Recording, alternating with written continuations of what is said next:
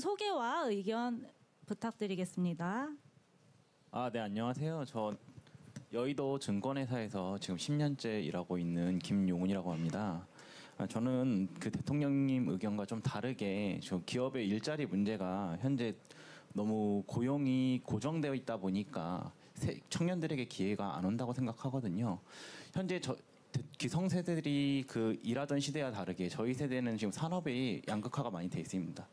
그래서 제조업과 그다음에 금융, 다른 산업들, AI 같은 많은 산업들이 양극화가 되다 보니까 각각의 영역별에 대한 그 고용 정책의 형태가 달라져야 된다고 생각하는데요. 특히 저희 같은 대기업이나 이런 쪽에서는 고용의 유연화가 많이 되어서 그 유연화된 기회가 청년들에게 돌아와야 된다고 생각합니다. 그래서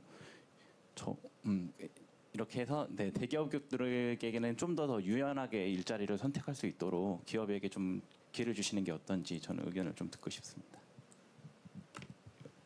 대기업에 좀 더 일자리를 유연하게 주었으면 좋겠다. 기업과 일자리 관련해서 여기 오신 그냥 참석자분들도 의견이 있으실 것 같으세요. 관련해서 혹시 덧붙여 주실 분 계실까요? 네. 가운데 남방 입으신 분.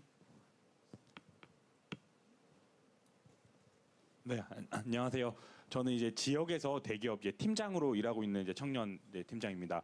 저도 이제 과거에 광화문에서 이제 근무를 하다가 전 이제 고향이 그립고 지역이 너무 좋아서 자발적으로 이제 지역으로 내려가서 지금 저희 팀에는 저희 이제 장모님 장인어른 팀원분들도 계시고 청년들도 많이 계세요.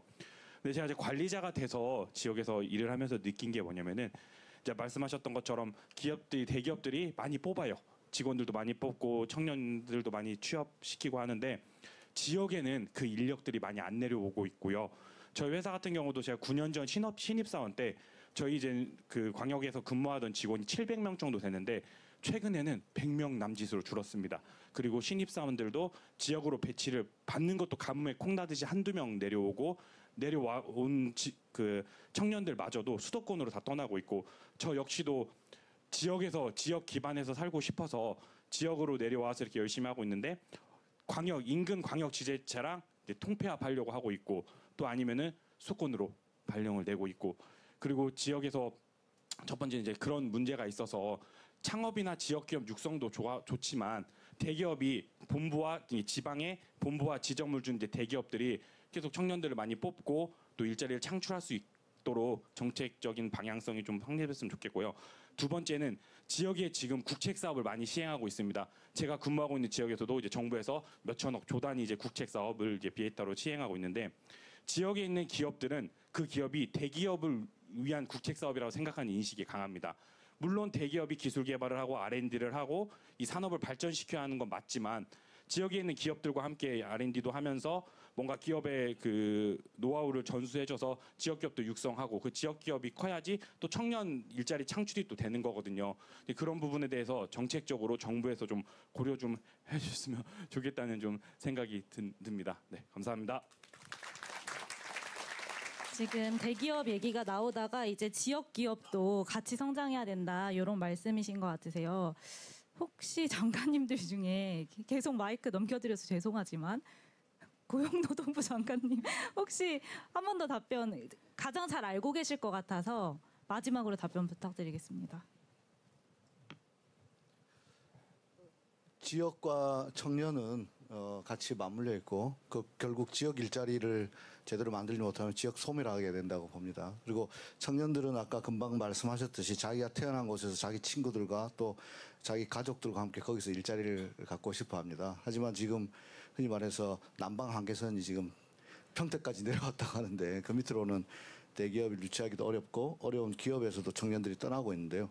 그런 차원에서 저희들이 지역에 좋은 일자리를 유치하기 위해서 여러 가지 이제 고민하고 있고 아까 제가 다 시간 관계에서 말씀을 다 못 드렸는데 청년들이 원하는 청년이 선호하는 산업단지라고 해야 될까요? 상식이 통하는 일자리라고 해야 될까요? 아까 젊은 목수님 말씀했듯이 예를 들면 청년들 중에서도 건설업 현장 멋있게 생각하는 청년들 많은데 그 친구들을 앙케이트를 해보면 뭘 해줬으면 내가 건설 현장에 왜냐하면 지역에 중요한 일자리 중에는 건설업이 많거든요. 사실은 지역 관급공사라든지 이런 거 있는데 그 친구들 이야기 들으면 첫 번째 뭘 해줬으면 좋겠냐 물어보면 깨끗한 화장실. 네. 그리고 두 번째 노가다라고 하는 그런 인식 그런 거 바꿔줬으면 좋겠다. 그래서 제가 그런 걸 보면서 청년들이 원하는 게 거창한 게 아니었구나. 상식이 통하는 일터. 그래서 임금 체불 없고 직장 내 괴롭힘 없고 그다음에 안전한 일터 만드는 것이 지역에서부터 좋은 일자리가 아닌가 그렇게 생각합니다. 제가 얼마 전에 3학년 2학기라고 그 고등학교 학생들 이제 2학기 되면 실습 나가는 그 영화를 본 적이 있는데요. 그 감독님하고 얘기를 나눴는데 젊은 친구들이 실습 나가서 꼭 벌 받는 것 같았다. 돈 준다고 너무 많은 걸 시키더라. 이런 이야기를 듣고 내가 많은 걸 생각하게 됐는데요. 그래서 우리 농림부 장관님하고 같이 해가지고 산단에 10월 1일부터는 1,000원의 아침밥 이런 것도 제공하고 문화단체하고 해가지고 공단도 조금 뭐라 할까요? 예술적인 이런 것들도 해가지고 지역에서 좋은 일자리 될 수 있도록 관계부처와 협업하고 열심히 하겠습니다. 계속 열심히 하겠습니다. 계속해서 열심히 하겠습니다. 네, 네. 네, 감사합니다. 네. 1세션 네. 네, 기성세대로서 저도 죄송한데 오늘 사과를 굉장히 많이 네, 하시는데 네. 사과드리고 마이크 네, 넘기겠습니다. 감사합니다. 네. 근데 제가 뭘 한번 물어봐도 돼요? 네, 우리 목수님 예. 몇 년 됐다고? 9년? 저는 지금 23살이고요. 네. 19살부터 했다는데? 아니요, 저는 21살부터 방충망 사업을 시작으로 현장직에 뛰어들고 그리고 22살 겨울부터 목수를 시작으로 지금까지 목수를 하고 있습니다. 그러면 몇 년 된 거예요? 전 지금 1년 남짓 안 됐습니다. 자리 잡았다고 생각하세요? 사실 목수라는 직업이 좋은 팀에 들어가고 어디 뭐 건설사 쪽에 있는 뭐 회사에 들어가게 되면은 안정적으로 일을 할 수 있긴 한데 사실상 좋은 팀에 들어가거나 회사에 들어가는 건 거의 좀 불가능하다고 볼 수가 있어요. 저는 저를 알리고 방충망을 사업을 한다 이런 현장직을 하는 여성이다라고 알렸기 때문에 저를 고용했던 거지 이렇게 처음부터 팀에 들어가기라는 거의 어려워요. 원래. 소위 건설로 가면 예. 10장? 예, 10장이요. 10장이라고 이렇게 한 팀 대장이 되는 예, 보통 반장. 그거하고는 좀 다르죠? 예, 그건 다르고 그렇습니다. 성격이 약간 다른 것 같은데 예. 일거리는 충분히 들어와요? 일거리가 사실 건설 쪽 이제 많이 죽은 거는 사실이라서 저희가 재작년이나 작년 대비해 보면 사실 방충망도 그렇고 목공도 그렇고 거의 절반 정도로 떨어졌다고 솔직히 체감상으로는 그렇게 느끼고는 있어요. 네. 건설업에 연동돼 있는 약간 제가 보기에는 그거와는 좀 다른 목수 아닌가 싶었는데 네, 저는 인테리어 목수로서 뭔가 가벽을 세우거나 뭐 분리를 하고 뭐 가구도 네. 만들고 이런 쪽입니다. 알겠습니다. 그냥 호기심이었어요. 네. 지금 한 2분 정도 남았는데요. 한 분 정도만 질문이 아니고 일자리 관련된 방향을 주실 분 짧게 한 분 정도 1분 드리겠습니다. 잠시만요. 저기 중간에 여성분. 네, 중간에 네. 정장 입은 여성분. 네. 감사합니다. 약간 청년들이 원하는 일자리가 되게 다양할 수 있을 것 같아서 그걸 보태려고 마이크를 잡았습니다. 저는 아까 말씀해 주셨던 안정적인 직장인 초등교사를 그만두고 기후 일자리를 찾아 떠난 조혜원입니다.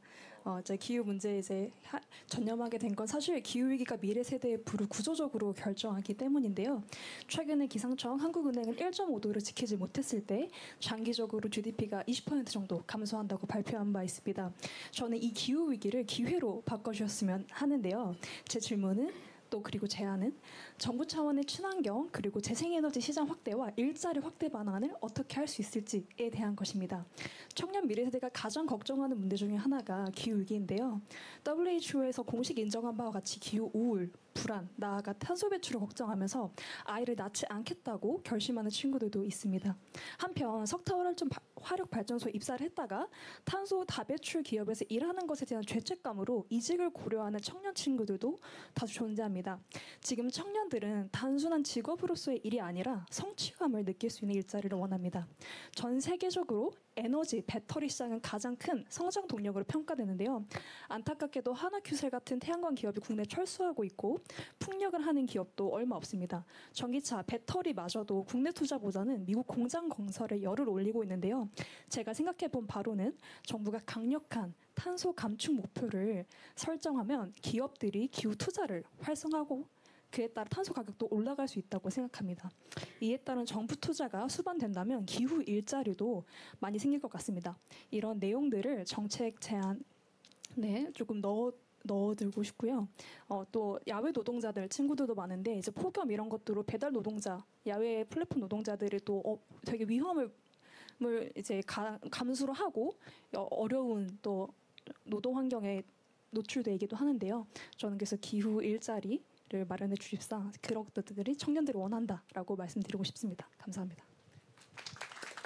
플랫폼 노동자의 수가 점점 늘어나고 있는데 관련된 안전 장치는 지금 많이 보장이 되어 있지 않는 것 같아요. 이 부분도 저희가 잘 담을 수 있도록 그리고 주신 또 기후위기 재생에너지 관련된 일자리도 잘 전달해서 담을 수 있도록 노력하겠습니다.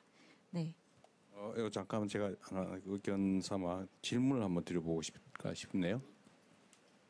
지금 말씀하신 분의 말씀이 전적으로 맞습니다.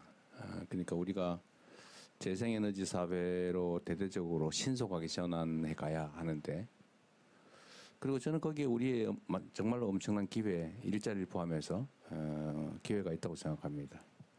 근데 이제 우리가 정부 내에서 대통령실안에서도 이 논의를 하다 보면 이게 당장 사실은 변화를 하려면 고통이 따르잖아요. 특히 산업체제 전환은 많은 사람이 일자리를 잃음과 동시에 많은 사람이 새로운 일자리를 얻게 되는데 이제 잃는 사람의 고통이 너무 크죠. 그러니까 물론 그걸 전환하기 위해서 뭐 재교육을 하고 또는 지원하고 이런 것들을 하긴 하지만 그래도 당장 예를 들어 석탄 발전소를 폐쇄한다. 그것도 더 빨리. 그럼 일자리를 잃겠죠. 지역 경제가 당장은 나빠지겠죠.